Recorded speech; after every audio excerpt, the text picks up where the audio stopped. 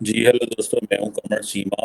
और दोस्तों, आप देख रहे हैं मेरे साथ मौजूद हैं अब्बास मूसवी। आप रिसर्च फेलो हैं Pakistan institute of development economics में।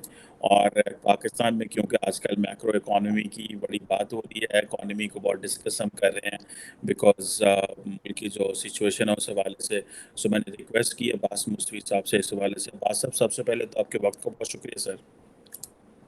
Thank you so much, Qamar Saab. I appreciate you taking out the time. Thank you very much. अच्छा अब्बास साहब, सबसे पहले तो आज बेसिकली मैक्रो इकोनॉमी की बात कर रहा हूँ, मैक्रो इकोनॉमिक सिचुएशन की बात कर रहा हूँ।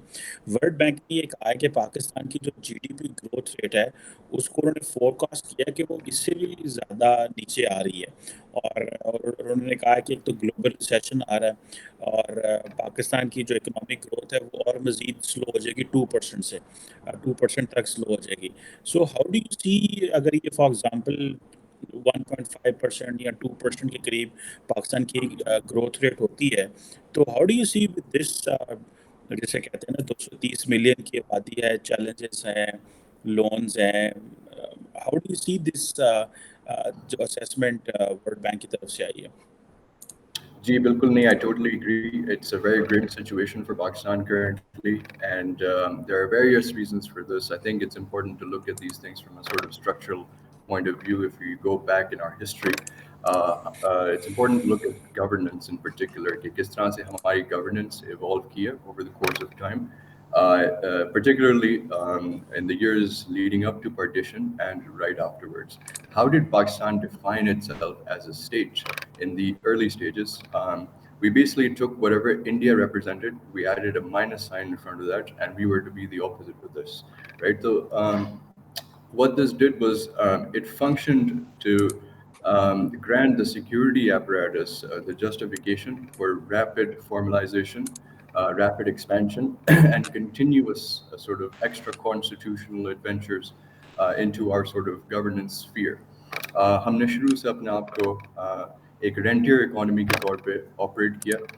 What does a rentier economy mean? It basically means that you rent out your geostrategic location to attract resources from the global economy, right? And there are various consequences of this. क्योंकि जैसे अगर आप India का example ले लेते हैं just as a sort of comparison, क्योंकि हमारी एक साथ ही पार्टीशन हुई थी इंडिपेंडेंस वगैरह, इंडिया ने जो है एक बड़ी मुख्तलिफ किस्म से उनकी डेवलपमेंट हुई थी, specially under Nehru.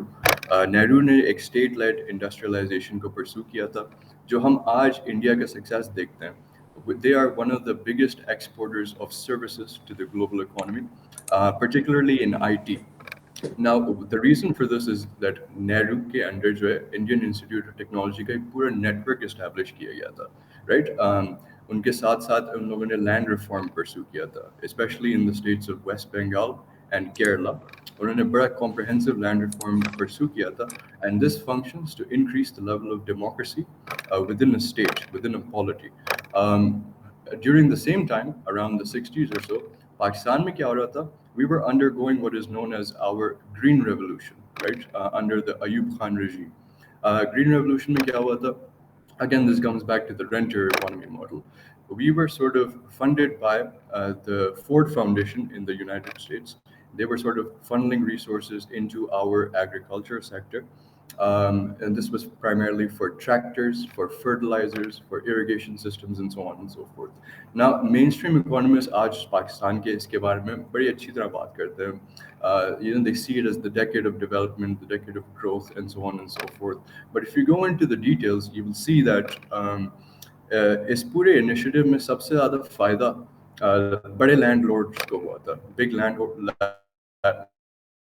holdings and the sort of colonial हमारी जो heritage है, जिसमें under the British there were large allotments of land granted to folks that were participating in World War II under their battles and so on and so forth.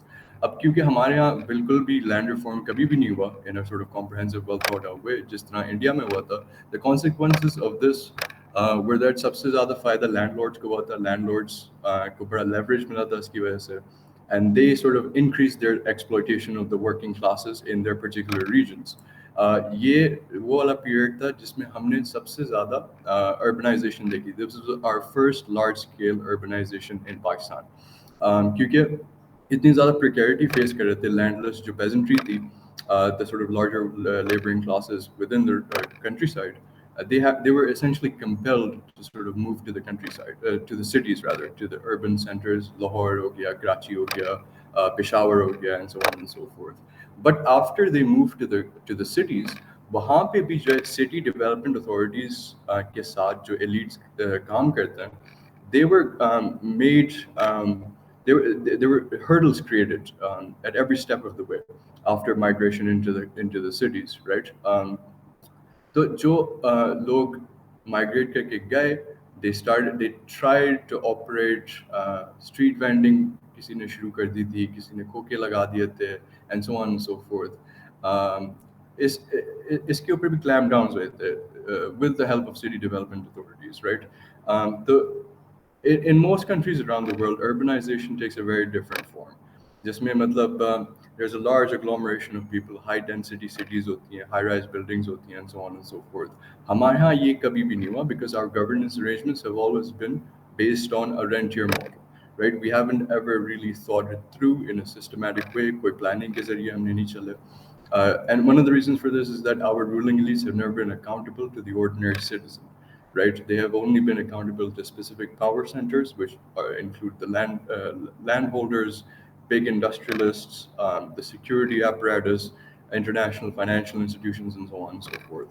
And moving forward into, let's say, the 80s, वहाँ पे भी we saw during the Soviet invasion of Afghanistan, we were involved in that as well, even though we didn't have to be. And one of the reasons for that was that we were under a military dictatorship, this time under Ziaul Haq. और वही rentier economy की बात है. It was the most convenient thing to do for the Pakistani state at that time to attract resources from the global economy, and that's what we did. The consequences of this cannot possibly be overstated, right? इसकी वजह से हमारे यहाँ जो drug culture शुरू हुआ, हमारे यहाँ जो arms trade शुरू हुआ, जो terrorism हमें नजर आया, during the 80s, during the 90s, and onwards into the 2000s and so on, right? इसकी वजह से बड़ा एक नुकसान हुआ पाकिस्तान को, because when you have terrorism, when you have things like political instability, capital flight हो जाती है. People are less willing to invest in the economy when they see a lot of turbulence in how things are working internally, right? So these are all like important things. Particularly, I would classify from a sort of governance point of view. 1988 में हमारा first structural adjustment program शुरू हुआ था with the IMF. Now, this was around about the time the Washington Consensus also took place. Washington Consensus में क्या था? This was basically the neoliberal model, जिसमें तीन main sort of facets होते हैं, which include privatization, deregulation, and liberalization, right? This is the standard model that is proposed to all regions of the world, regardless of contextual details, regardless of cultural factors, regardless of historical trajectories, and so on and so forth. It's a one-size-fits-all model, right? अब इसके consequences भी, they cannot possibly be overstated, because it's a sort of you don't have to do a lot of thinking. You just have to accept a basic जो आपको package मिल जाता है IMF के जरिए, where they tell you specifically आपने क्या चीजें करनी है. If you want to get disbursements of funds, then the XYZ is what you have to do, right? This is around the time we saw, especially in the 90s and so on, we saw a lot of privatization taking place. We saw the sort of pursuit of the free market and so on and so forth. And I have some statistics to read out to you, because जो international development community में इसके बारे में बात होती है, it's always as if it's a sort of a big success story and so on and so forth. But if you go into the details, I think this is very important. हमारा, let's say, this is an Asian Development Bank study from 1998, जिसमें इन्होंने 38 public manufacturing enterprises की study की थी to see whether they had improved in terms of efficiency following privatization. And what they found was that out of 38, only 9 performed better following privatization, right? So this was a large-scale failure. जो privatization का जो model हमें present किया जाता है, it did not work in Pakistan, right? And the reason for that was that it was divorced from the contextual details of Pakistan, the power dynamics that function within the Pakistani economy. एक standard model हमें present किया था कि बस privatize कर दो, regardless of like कि कितनी employment है, what are the sort of incentive structures in place, who is sort of responding from a sort of governance point of view, and so on and so forth, right? ये हो गया हमारा manufacturing sector. One of the other sectors that were privatized was the financial sector, हमारे जो bank है. अब इसमें भी after privatization in the 90s, we did not experience rising levels of GDP following privatization. Now, what is the purpose of a financial sector in general? It is to increase your economic growth through ease of transactions, right? But if that is not happening, then that's a problem, right? That means it's not really serving the function that it's meant to be serving, right? Even in the financial sector, we didn't do so well. But the sort of, if I read out this statistic over here, the five largest banks today in Pakistan account for 60% of the deposits and make 80% of the profits, right? So, and most of these banks, the five largest banks, are run by primarily like two or three families and so on. This is common knowledge at this point. तो commercial banks को बड़ा फायदा हुआ, आम आवाम को कोई फायदा नहीं हुआ. For instance, अगर आप देखें 2023 में आज बैठ के only 1 in 5 people in Pakistan own a formal bank account. तो जो हमें बताई गई थी बात के प्राइवेटाइजेशन के बाद एफिशिएंसी आ जाएगी फाइनेंशियल सेक्टर में, more people will start making bank accounts and moving towards the formalized economy and so on and so forth. We did not see this. This was another large-scale failure, right? The energy policy of 1994 is another great case study from a sort of governance point of view. 1994 की जो energy policy थी उसमें salient points क्या थे? We essentially asked international power producers, which are multinational corporations, to come into Pakistan, set up shop, and the Pakistani taxpayer would be funding these activities. The cost of setting up, the cost of logistics, and on top of that, and this is in the terms of the policy, 15 to 18% guaranteed rate of return to these international power producers based on kilowatt produced, right?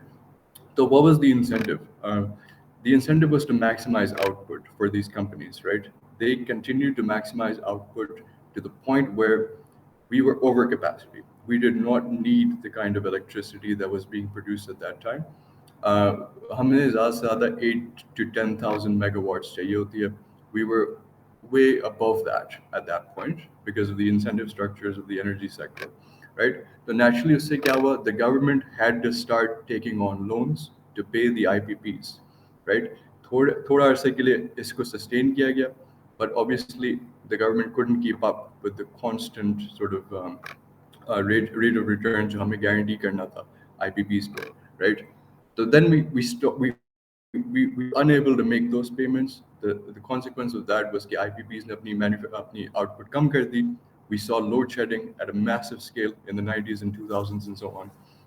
And the estimated cost of this to the Pakistani economy is about 2 to 3% of GDP annually, right? Because of our energy crisis. Now, this is a very important point, and this is very fundamental to governance. हमारी जो policies बन रही हैं,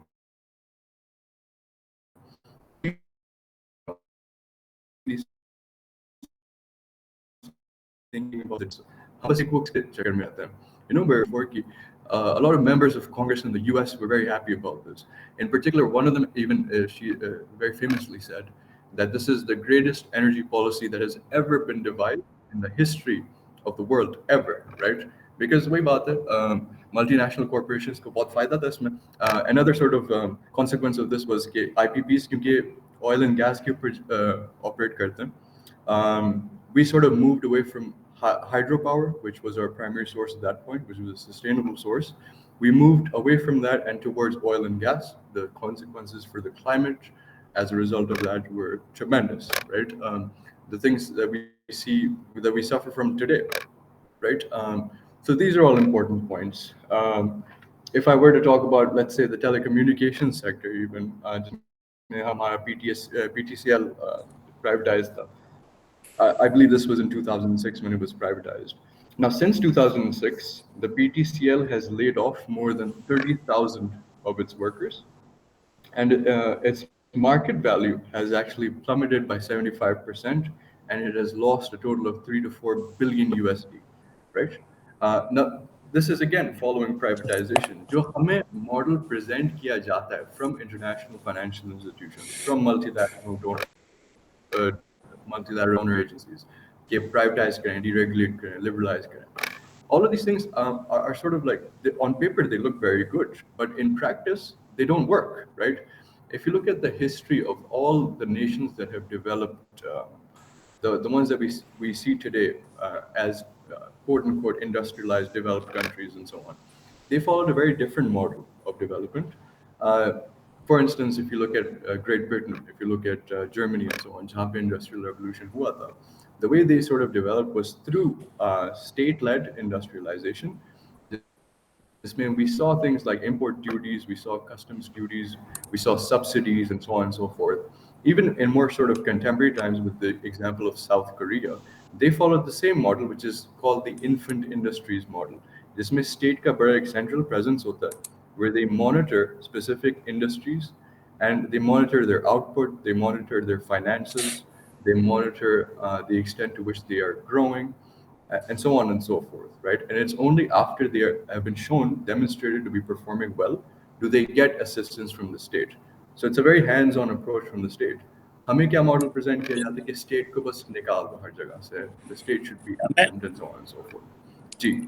अच्छा, इसमें मुझसे सब आपने बड़ा इसको एक स्ट्रक्चरल जिसे कहते हैं ना लेवल पे जाके सारी चीज़ समझाई है, starting from how the country became a rentier state, internal problems क्या थे, इंडिया में क्या हो रहा था, और इंटरनेशनल पार्ट्स का, डोमेस्टिक एक्टर्स का क्या रोल था. यू हैव एक्चुअली आपने बड़ा प्रॉपर्ली इसको एलैबोरेट किया है.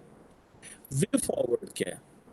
मतलब द क्वेश्चन इज कि we have been elaborating, explaining challenges, issues की बात कर रहे हैं, और हमें जारी बात है we have a way forward, यहाँ से निकलना भी है. फॉर एग्जांपल, मैं अभी जब मैं आपसे बात कर रहा था तो मैं आई वाज आल्सो रीडिंग के ये जो वर्ल्ड बैंक की रिपोर्ट आई है कि पॉलिसी अनसर्टेनिटी है, ठीक है जी, और आपके फॉरेन एक्सचेंज रिजर्व का मसला है, fiscal and current account deficit है, ये सारी चीज़ें, फ्लड्स आ गए हैं, 1/3 ऑफ द कंट्री जो है वो इफेक्ट हो गया, जी. इंफ्रास्ट्रक्चर ख़त्म हो गया है, पॉपुलेशन ज़्यादा है.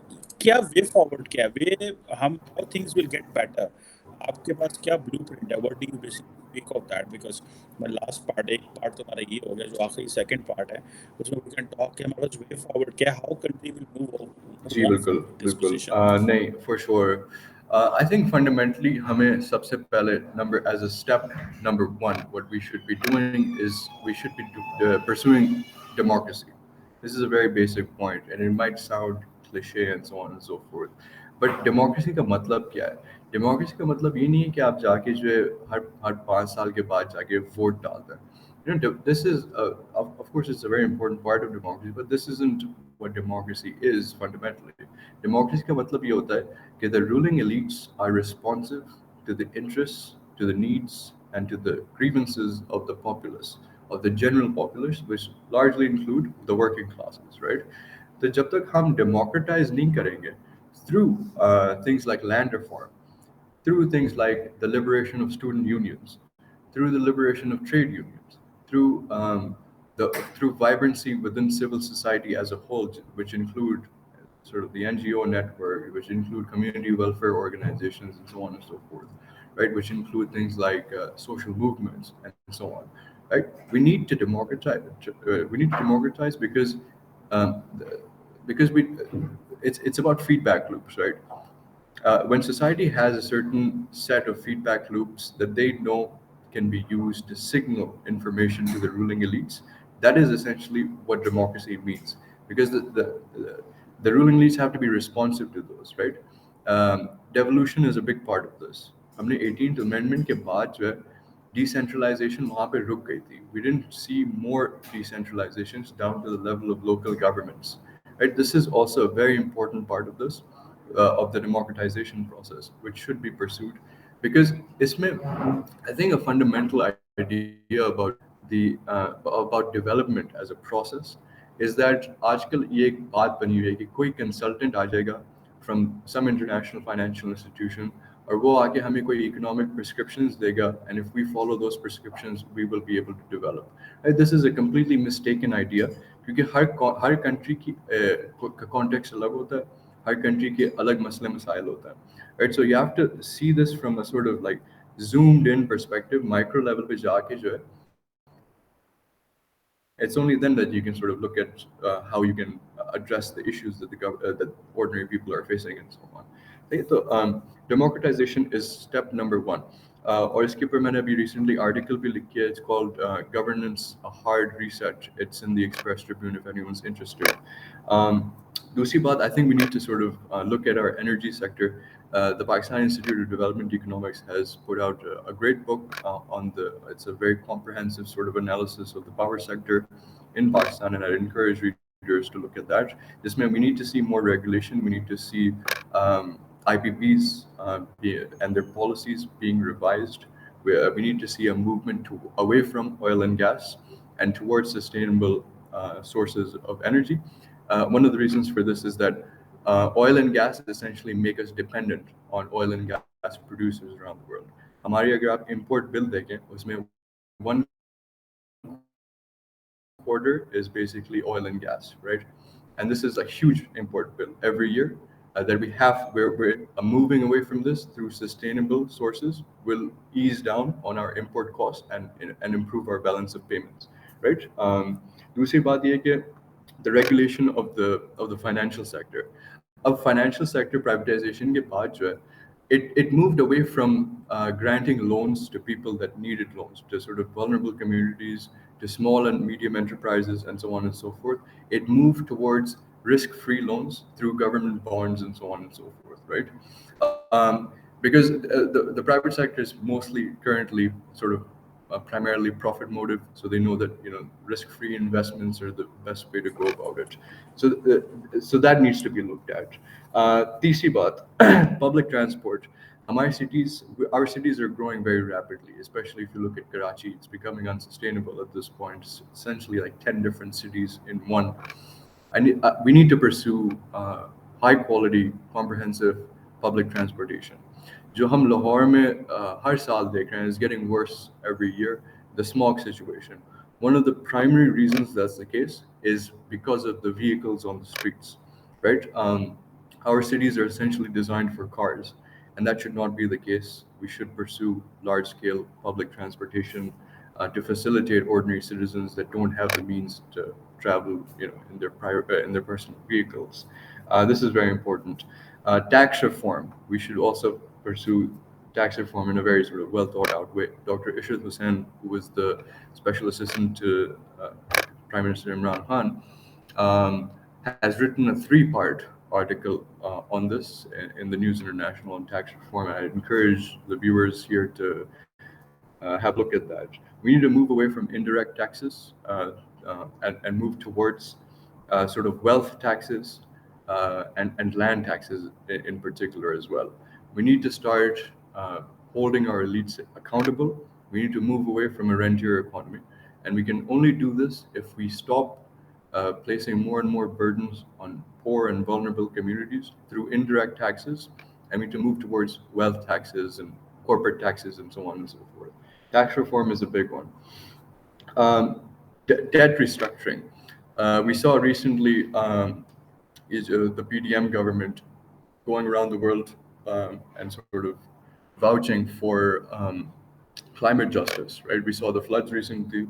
The estimated cost of these floods were, I think it's about USD 30 billion or so, 40 billion, something like that.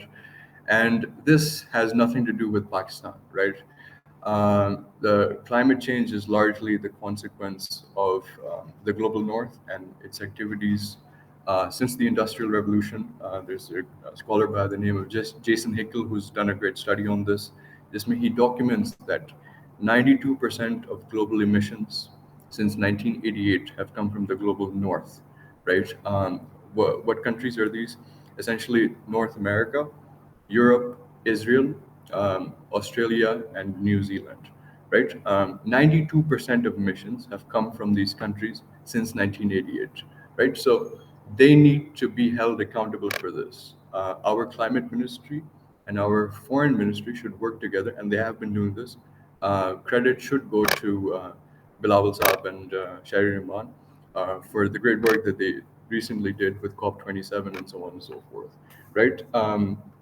So what this will do is essentially they need to move towards debt restructuring. Pakistan is a hugely indebted country, and it बिल्कुल needs to sir. restructure its debts, right? Um, and finally, I think education is also a very important part of this. अभी हमने recently single national curriculum के ऊपर बड़ी controversy देखी थी and so on. We need to look at how we can sort of move towards a curriculum for the modern world. We need to move away from this sort of colonial mentality. We need to think about who we are as a nation, what we represent, the values that we subscribe to, and so on and so forth. We need to move towards an inclusive curriculum that is sort of like liberal in its orientation, that is transparent and that has a place for all identities rather than one specific identity, which is sort of the Muslim Sunni community and so on and so forth, right? This is very important. We need to invest in quality. We can't continue to build universities. We need to make use of the ones already in place, right? Because आजकल जो हमारा system चल रहा है, we keep making new universities without thinking about how we're going to use them. So we need to invest more in faculty and less on sort of brick and mortar, right? We need to make it more accessible through financial aid, through scholarships. We need to empower student unions. We need to sort of scholarship programs शुरू करने चाहिए and so on and so forth. So those are the salient things that we can do. I have some more points बिल्कुल। here, and I can go into those if you'd like.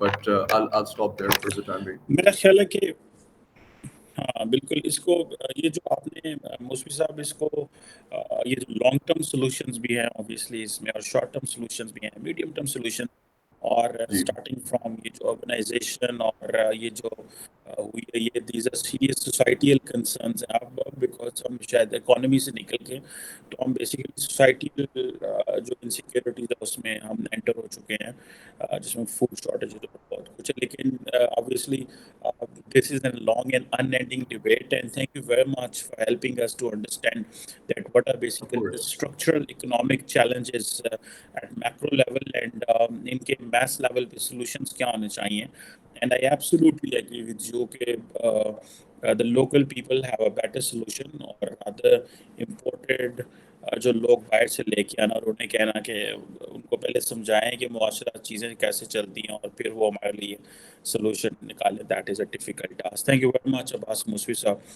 It was a pleasure talking to you, a young researcher, a young scholar who has been doing a wonderful work in Islamabad at the PIDE, it was a lovely talking to you. Qamar Saab, likewise. Thank you so much for having me. I look